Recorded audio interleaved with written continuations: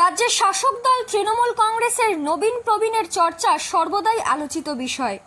বীজপুর বিধানসভাও সেই নবীন প্রবীণের চর্চার বাইরে নয়। অষ্টাদশ লোকসভা নির্বাচনের আগে এই নবীন প্রবীণের দ্বন্দ্ব প্রকাশ্যে চলে আসে, কিন্তু বর্তমানে যারা বীজপুরের দায়িত্বে রয়েছেন, বিধায়ক ও কাঁচরাপাড়া পৌরসভার পৌরপ্রধান, সে কথা কখনোই স্বীকার করেননি। বরং তারা সর্বদাই সকলকে একত্রিত হয়ে দলের জন্য কাজ করতে এগিয়ে আসতে বলেন। কিন্তু নির্বাচন চলাকালীন দেখা যায় প্রবীণরা অধিকাংশই বিজেপি প্রার্থী অর্জুন সিংয়ের ঘনিষ্ঠ হয়ে কাজ করেছেন, এমনই অভিযোগ উঠে আসে। নির্বাচন মিটে যেতেই সেই অভিযোগে শিলমোহর দিলেন পৌরপ্রধান কমল অধিকারী।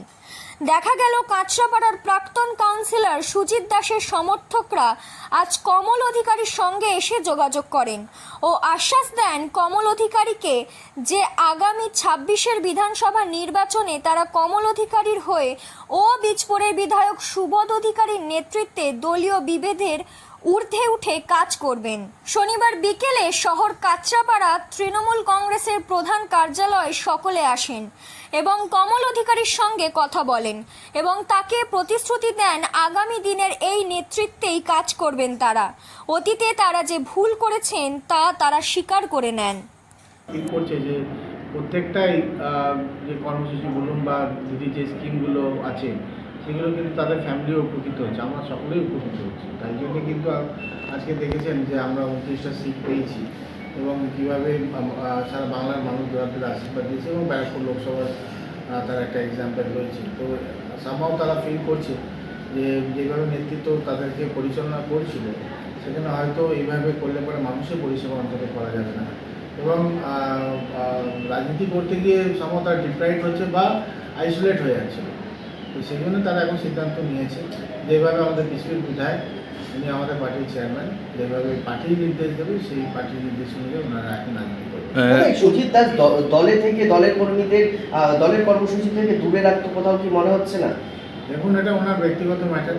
যেহেতু যারা তৃণমূল কংগ্রেসকে ভালোবাসে, যারা মমতা বন্দ্যোপাধ্যায়কে ভালোবাসে, যারা অভিষেক বন্দ্যোপাধ্যায়কে ভালোবাসে, তারা মানুষের জন্য কাজ করবে, মানুষের পাশে থাকবে, মানুষের কাজ। কোথাও কি দল বিরোধী একটা প্রশ্ন আসছে? দেখুন, এগুলো তো সিদ্ধান্ত নেবে এবং এইগুলো আলোচনা করবে নেতৃত্ব অবশ্যই। সামহ তারা কোনো জায়গায় একটা ফিল রিয়েলাইজ করেছে বলে আজকে ওনারা এসেছে আমার কাছে কথা বলছে এবং স্বাভাবিক ব্যাপার, তারা সবাই তৃণমূল কংগ্রেসটাই করে। তো আমি চাই যে ওনারা সক্রিয়ভাবে মানুষের কাজটা করে। উচ্চ নেতৃত্বকে বিষয়টা জানিয়েছে? অবশ্যই জানিয়েছে এবং অবশ্যই বিধায়ককে জানিয়েছে, কারণ উইদাউট বিধায়ককে ইনফরমেশন ছাড়া আমরা কোনো কাজ করি না। আজকে ওরা আসছে, আজকে কথা বলবে এবং যেভাবে ওরা স্বতঃস্ফূর্তভাবে ইলেকশনে কাজ করতে পারে সেই জায়গায় টোটালটাই বিস্তারিতভাবে আলোচনা হচ্ছে। বাকি কথাটা সত্য, ঘরের কথা সত্য বলা যায় না, ঘরের কথা মানে। আপনি পুরনো কর্মীদের স্বাগত জানালেন? অবশ্যই। দীর্ঘদিন ধরে তৃণমূল কংগ্রেস করেন, মাঝে কিছু বিভ্রান্ত হয়েছিল যে দেখা গেছিলো যারা নেতৃত্ব তাদের বিরুদ্ধে কি অনেকটা সেই জায়গায় দাঁড়িয়ে আবার তাদের হাত ধরে একসাথে কাজ করছেন। এই বিষয়ে প্রসঙ্গে কি বলবেন? এই বিষয়ে ধরেন বাড়িতে যদি দাদা ভাই থাকে, দাদা ভাইয়ের মধ্যেও কিন্তু অশান্তি হয়, দুদিন কথাবার্তা বন্ধ থাকে, তারপরে আবার কিন্তু দাদা ভাইয়ের মিল হয়ে যায়। আমাদের ব্যাপারটাও তাই, দাদা ভাইয়ের মধ্যে হয়তো হয়েছে নিজেদের নেতৃত্বের মধ্যে আমাদের ভুল বোঝাবুঝি হয়েছে। আবার আমরা চাইছি এক জায়গায় এসে আগামী 26-এ যে নির্বাচন আমরা একভাবে লড়াই করবো এবং আগামী দিন মমতা ব্যানার্জিকে আমরা মুখ্যমন্ত্রী পদে দেখতে চাই। কোথাও কি আপনাদেরকে একটা অন্যভাবে চালিত করা হয়েছে লোকসভা নির্বাচনে? সেভাবে কেউ চালিত করেনি, আমাদের যার সেটা ব্যক্তিগত ব্যাপারে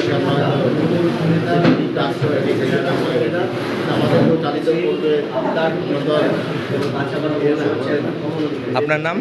আমার নাম শঙ্কর ঘোষ, 1 নম্বর ওয়ার্ডের বাসিন্দা।